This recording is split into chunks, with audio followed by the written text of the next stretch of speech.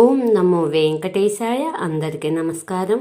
ఈరోజు వీడియో దేవి నవరాత్రుల విశిష్టత గురించి తెలుసుకుందాం. ఓం శ్రీ మాత్రే నమః. అందరికీ శ్రీదేవి శరన్నవరాత్రుల శుభాకాంక్షలు. మొదటి రోజు 2024 అక్టోబర్ 3 గురువారం, పాడ్యమి తిథి, హస్తా నక్షత్రం. ఈరోజు అమ్మవారిని పెట్టుకొని కలశ స్థాపన చేసి అఖండ దీపారాధన చేస్తారు.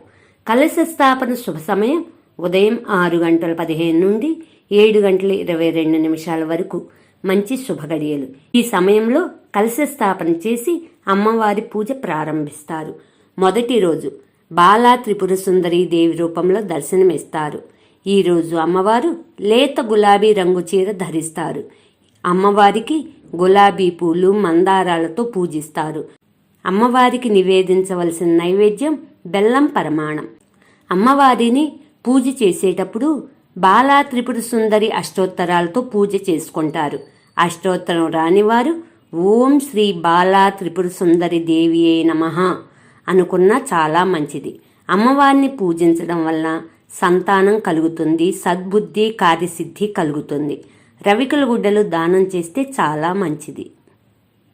బాలా త్రిపుర సుందరి దేవి నిర్మలమైన మనస్సుకు, నిత్య సంతోషానికి చిహ్నాలు, చిన్నారులు. దసరా వేడుక తొలి రోజైన ఆశ్వయుజ శుద్ధ పాడ్యమి నాడు దుర్గాదేవిని బాలా త్రిపుర సుందరిగా అలంకరిస్తారు.